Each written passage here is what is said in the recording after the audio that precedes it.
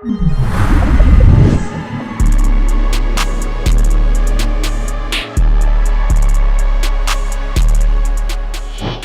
you, my man. So sorry about the delay on that. A few technical errors, but we got to figure it out, brother. Hey man, it doesn't get any more technical than losing your keys. Hey, look, man, I'm not gonna lie, bro. You Tile. Tile has Yeah. saved my life, bro, for sure. Tile, that's the one. Man, look, I used to be one of those people where I put my wallet down. As soon as I'd go and put my wallet down, it was over with. I'm the guy that's looking for my phone when I'm on my phone. She's like, baby, we got to get you a tile because you're starting to stress me out a little bit. Oh yeah. What's good, man? Man, nothing much, really, man. It's a beautiful Monday, to be honest with you. I got a question for you, man. Like, this West Coast life, how have you lived this for so long and not been spoiled, man? I'm from the East Coast. I'm an East Coast baby. So me being out here, I'm like, oh, this is lovely, dude. It's never cold. Like, it's dry heat, man. My motivation is the new money out west. It's just different. It's not 6, 7 generations old. So from the oil industries, the 1920s in Cali to entertainment to tech, it's all still here. It's all part of what we do as entertainers. It's part of what we do even on this podcast. We're at the center of the economy out here. Man, So yeah, I'm feeling that. I'm feeling that largely, though, man. But I, give you a proper introduction for all the folks that are gonna be ending up watching this, man. This is LarryColeman2020, man. I really appreciate you for giving this opportunity just to sit down with like a true lyricist. And I think a lot of people, when they hear hip hop, they don't understand some of the stories that are behind it, and the people are really speaking from true experiences. So I want to appreciate you myself. I kind of consider myself a hip hop historian, man. Like, the underground scene, the independent artists. A lot of people don't know that's what keeps it going. That's what keeps those folks up top pushing real hard. And so as like I said, I just want to say thank you, man, for taking the time being on the show. And then also too wanted to run by, if you guys didn't have a chance to get out to the show last night, I mean, you are missing somebody that puts their heart and soul into this game day in and day out. When they wake up, they sleep, eat, and breathe this. Which kind of leads me into my next point. I just want to ask you, Larry, like, what brought you into this, man? What brought you into this space? What was it for you? Was it a song you heard when you were little? Was it a moment that you had? Can you enlighten us on that, brother? that is an absolutely great question. So, I think it started with the poetic sense of, I think in school they try to give you all the formal poems, the Edgar Allan Poe's and all these poems that use words that we really don't too much anymore. So, I was in love with hip hop as a kid. I didn't have any fatherly influence in my life. So a lot of these MCs, the things that they said, the way that they felt, it became my bravado, became my inner monologue. However, there was still the upfront cost of starting an independent rap career. I didn't have any money for a long, long time. And I put out my first mixtape, I think in 2012, but I didn't actually start full time as a professional until 2018. So I'm only actually 5 years in the game, and of professionally, and it confuses a lot of people because I have surpassed any expectation I had for myself. I didn't have any expectation for myself. But at the foundation of it, it was the political activism. Growing up in East Detroit, like, it was hard to not hear what Public Enemy was saying and see what they were talking about. It was right outside. It was right in our streets. It was on Telegraph. Being from Detroit, a city of civil rights, it's a city of great feel and great tension. It's also a city of great relationships. When I moved to Oakland, California in 2012, it felt like the same exact thing, except for what you were describing earlier. I had all this newfound West Coast freedom, and it just was different. So, realistically, people always say, like, is it hard to do this for a living? And I tell them it's really hard. But I feel like too that you have to put in the work and not expect anything. So for me, the biggest shocker for me was that I got good enough to continue to grow a fan base. I didn't think I was good. I didn't think that through years and years of practice that I would actually just keep getting better to the point that I was right where I wanted to be, and that is aligned with the independent hip hop stars of this country. So when it comes down to that move, what prompted that move from East Detroit to the Bay Area? Was it opportunity that you've seen more so out than you've seen back east, or was it a, I want to make? I know a lot of people go around and they say I want to carry my city with me when I go through Yeah. this journey. What was it for you in that sense?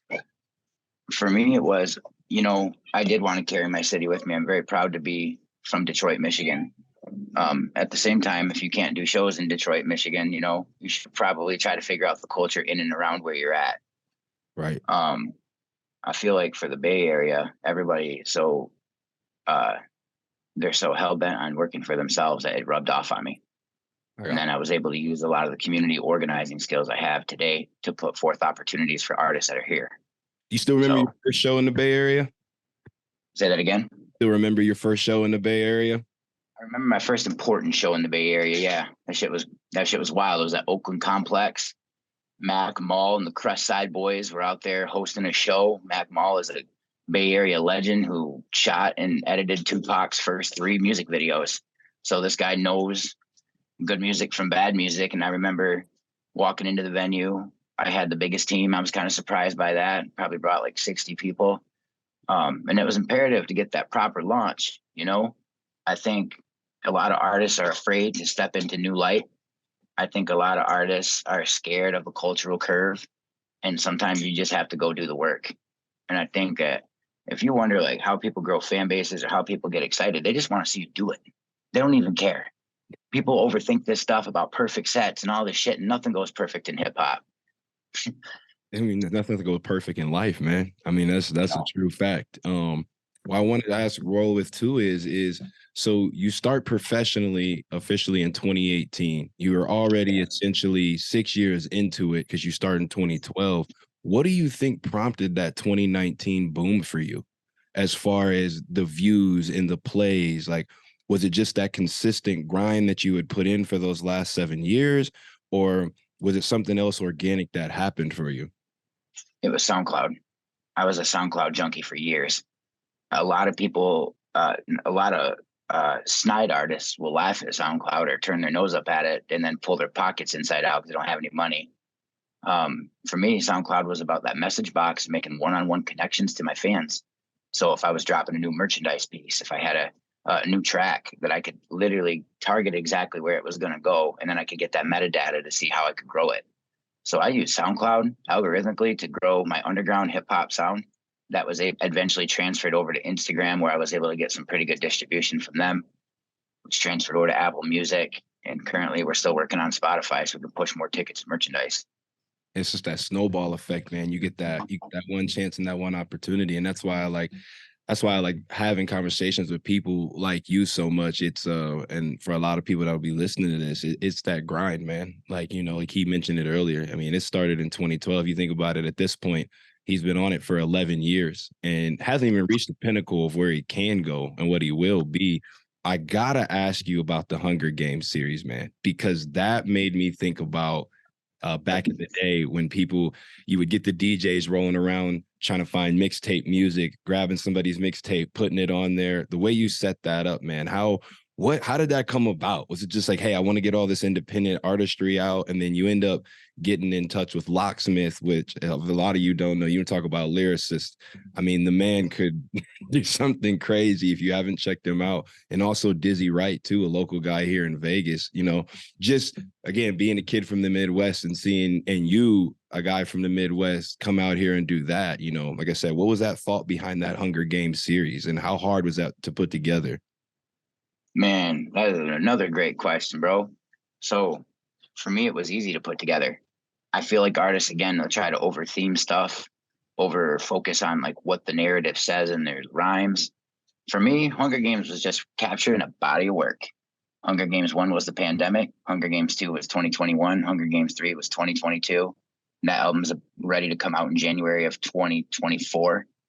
I try to stay ahead with everything that I'm doing, including music videos, merchandising, all that stuff. I try to work about 8 months ahead. But for Hunger Games, it was fuck the bullshit, stop overthinking, fuck everyone. Let's just captivate what we're doing. So what I'll do for Hunger Games is I'll knock out like 25 songs, and I'll pick the songs that I like the best. Mhm. And more importantly, other independent artists that are working like me, that tour like me, that merchandise like me. I brought them all out on these tracks to play a little one-on-one with them, show them to my underground fans. And in return, I get to get some exposure from their fans as well. And I've used that as part of my strategy to impact my distribution. Instead of signing a record deal, I actually was able to get popular enough where I bumped elbows with a whole bunch of successful people through message boxes, man, through Instagram, through, it's not a miracle. It's not rocket science. It's, you know what I'm saying? If you're serious about this, you should know the guys that own the venue. You should know the guys working security at the venue. You should know what other businesses the venue owner owns. But it's a mentality. It's a Hunger Games mentality. Actually, I like that, and that's that next level of thinking, man. I actually had a long time ago. I had an old gentleman. He gave me a pencil. He was like, "Do you know how many people it took to make this pencil, bro?" Like, and that's exactly where you're coming from. Like, knowing that owner, knowing that security guard, knowing how to get the one cat in that wanted to see your stuff, but he may need to pay the bouncer to get in there. So I love that. I love that effect that has. 2021 comes for you. You make it as XXL upcoming artist. For those of you who don't know, XXL is in the hip hop community. If you're on there, people are paying attention, flat out. What was that moment like for you when they reached out to you? Was it that, okay, it's working, or did it push into you more of that drive of, let me keep pushing, because if I got this now, the next decade is going to be crazy, even better? It made me realize I was doing things right.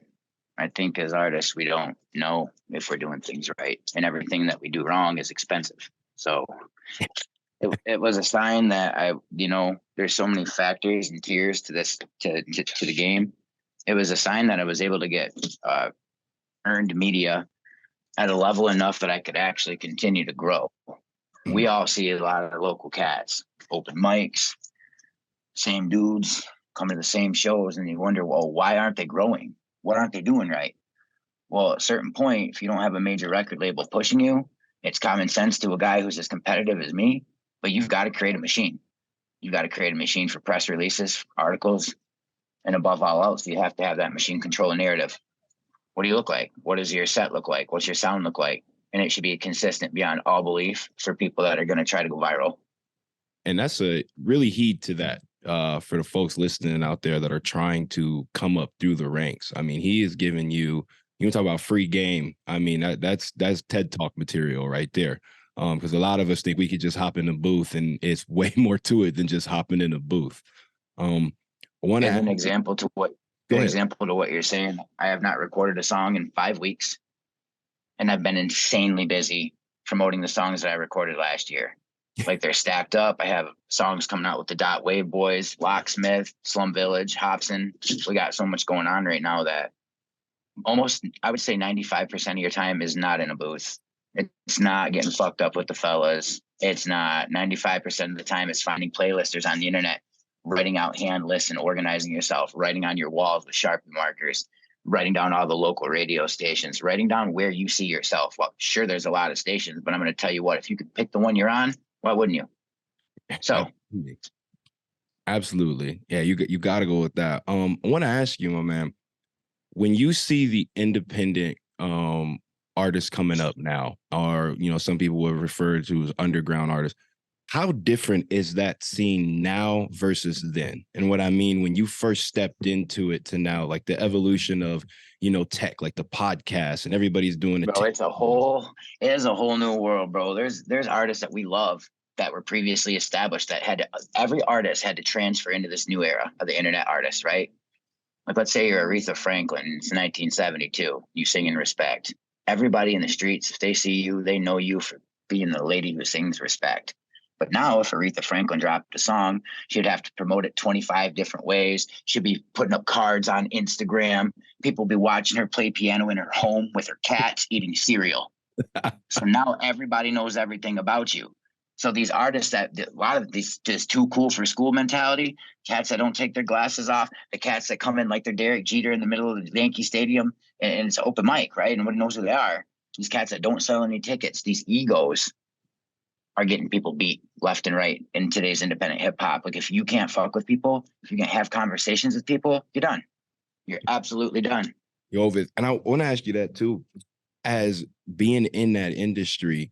So you would say it's more relationship based in order for you to kind of go to that next level. It's not what you know, it's who you know, in a sense. I would say it's not even who you know, it's how you leverage who supports you versus how you try to gain people you would like to support you. Mm. So, for example, I don't expect all of Locksmith's fans to fall to my feet. I don't, and they shouldn't. Locksmith's far more talented than I am. A lot of his fans do support me, though. The ones that live out in Las Vegas, and you know, those crossovers, and that's a case of where maybe who you know would help. But at the same time, I organized the show, I booked the show, I did that, I have the venue, I have the residency. Like, yo, this is leverage. This isn't who you know. Like, I could bring anybody I want in here, but they're gonna ask me to write them a check. It's not the name of the game. The name of the game is to put on a great community event, full of art, full of love, and more so full of game. I give these kids game nonstop. I have had all these kids out here setting up merchandise stands and pressing posters and making stickers in the room. Like, there's a slew of artists in Las Vegas here that are going to try to pop the bubble. And I definitely know that I'm at the center of organizing that. I don't think about it because it gets pressurous, but I literally just what I do. But I see artists taking themselves more serious, man. That's a great standpoint to be in, though, too, man. Because I used to hear this saying, everybody wants to know the guy that found the guys, and with you being in the epicenter of that, I mean, you're definitely going to help that scene out a whole lot more. I mean, you already have. You're showing a lot of people, a lot of younger cats that are coming up, like, hey, bro, you can do this. You just got to work for it. You got to sleep, eat, and breathe it. I wanted to do a little fun thing with you real quick, Larry. It's called the Fast Three. Okay, so it's going to end up being 6 different things, but it's 3 different topics. All right. So I want to ask you top 3 artists in no particular order. You don't got to give me 1, 2, 3 or three down to 1, but your top 3 artists that to this point in your life that you've heard that you like to listen to. Oh my God. And when I say artists, I mean one. all of it, like the shows, the lyricism, all of it. Nas is number 1. Okay. Nas padlocked a venue in East Detroit when I was 22 years old and told everybody to go take your pisses now because no one's leaving. This is a time too, this is a time when people had their phones out, everybody's smoking weed in a venue. You know what I'm saying? You could get charged for that shit. So, just the way he approached it, the way he approached his venues, his shows, just fucking boss, padlocking the doors. I saw Wiz later on do something similar, smoking at his concerts and shit. Nas, no brainer, hands down, is the guy that can descriptively paint the pictures that I wish I could paint of how I grew up. The song that blew me up was called Baby Boy, and it was about my walk home from school. And if I never heard New York State of Mind, I wouldn't have wrote that song. So Nas is number 1. Got you. I mean, every time I hear Nas, all I hear in my head is "The world is yours." Right, that's a great thing to have in your head. All right, 2 and 3. Give me 2 and 3.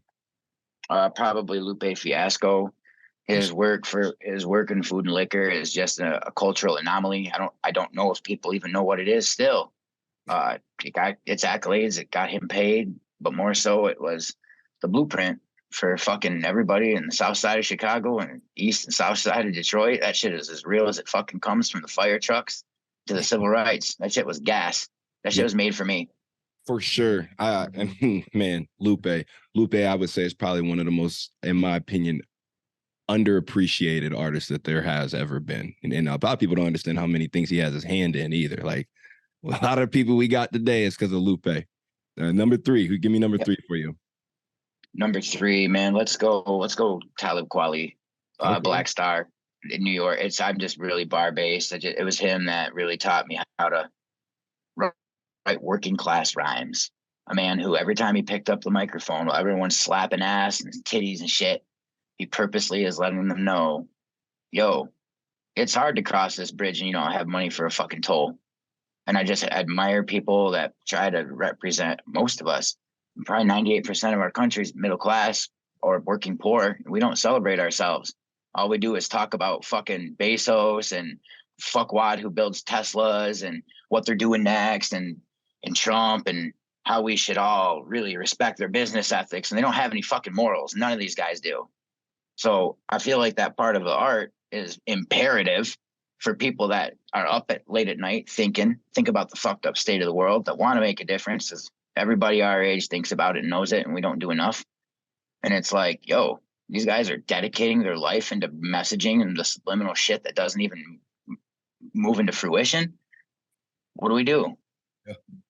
Yeah. So I'm gonna throw this next top 3 at you. In your personal opinion, your top 3 projects can be a single, can be an album. Your top 3. If you were standing in front of somebody and they didn't know who Larry Coleman was, and you'd be like, "This is what you listen to, man." What would you give everybody? Of my projects, Is there? I'll give them the first Hunger Games. Okay. It is important. It's produced by the king of hyphy, Tracks a Million. He started all that hyphy shit in the Bay Area from Too Short to 40. He was a child producer when he put all of them on. He passed away last year. That album just connected to me. The first song, The Chandelier, with Ozer out of San Francisco. That song means more to me than anything. I closed with it last night at the show. So, real quick, my man, what else do you have coming up for you as far as tours, as far as shows? I know you can catch my man at the Las Vegas Art District very frequently. Give everybody what you got going on next, man. Locksmith is on tour right now. We're probably going to tag into the end of that in a couple weeks. Meet him back when he comes towards the West Coast. November 5th, I've got an underground hip hop show scheduled at 18 Bin. Remember the 5th of November. On December 2nd, we're going to do a nuclear winter show. It's going to be a cold show on the rooftop of Taverna Castera. I'm going to make sure that that is sold out.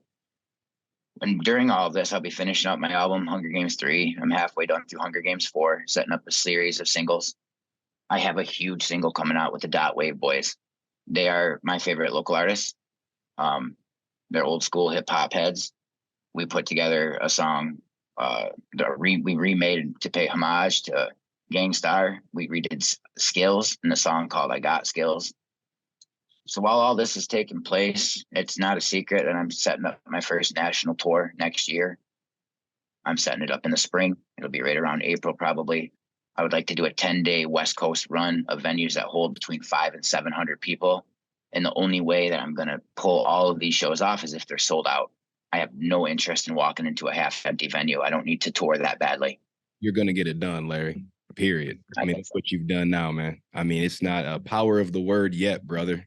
It just ain't happened yet. That's what's going to happen for you, man. I mean, I see as much work as you're willing to put in, how you're willing to get down and what you're doing. I think that's the big thing that people should take away from you in this just interview in general. You know, you're not just trying to put on you, you're trying to put on the tribe, everybody. And when you start to look out for people like that, you know, beautiful things happen for you. I would like to really thank you, man, for taking the time with us today over here at Sunset Studios, as well as with Valley Souls, and then also our other brand, you know, our sponsor that we have as well, too. As a thank you from us, my man Spencer Gaff has this hat I got on, Larry. It says, "Live fast, take chances." We're going to get you one of those, my man, on us. We'll really appreciate it. Appreciate you for being on here. And you really got to check his stuff out too. Everybody that's watching this, check his stuff out. I mean, he's got the beautiful shorts that we got going on in the back over here. I mean, it's premium stuff. I mean that from the bottom of my own heart. You know, I wouldn't put my name behind it if I didn't think it was worth it. And again, Larry, like, make sure you guys go and follow LarryColeman2020. Make sure you not only follow him, but you shout him out. He's going to support you. First time I ever met the man, I said, "Hey, I got a business. You mind shouting it out?" I mean, he put it on his story. This is one of the most down-to-earth dudes you will find, hard workers.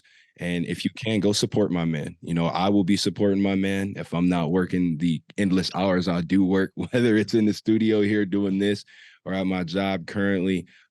We'll support you, Larry. You know, you got me, you got us in Sunset Studios behind you, man. Anytime you drop a track, we'll make sure we play it. We'll make sure we post it. And like I said, man, look, nothing but well wishes, good energy to you, my man. Again, thank you for being on here. And, you know, we got about a minute left. You got anything you want to say to anybody out there right now? Just advice? No, man, these guys know what it is. But I will say this, you know, reach out. I'm not a weirdo. You know what I'm saying? Don't be weird back. I always respond to people. You know, if you're working on your business, you're working on your music, you need eyes on something quick. You know, I'm very accessible. I feel like sometimes we stay too sheltered as artists. But more importantly, I want to thank you, man, for having me on. Let's use this as the foundation of something that we can grow. I'm looking forward to it, maybe coming in person, doing an interview. Maybe we can do a pop-up collab too with some of these dope products you're pushing. Yeah, absolutely, my man. You let me know and we'll get that together. And then, like I said, brother, I mean, you're one of the ones, you're one of our main ones. You let us know when you want to do something in person, brother. We'll get you, like I said, we'll get this hat over to you, my man. We'll get you taken care of, brother. I appreciate you again for taking care of us. Everybody out there, leave a comment down below when you get the chance to show Larry some love, man. And hey, have a beautiful week, my brother. Don't know where your stance is as far as energy in the universe, but I know energy's got good vibes towards you, my man, and you enjoy the rest of your week, all right? Thank you, brother. You do the same. Sure. Thanks for having me.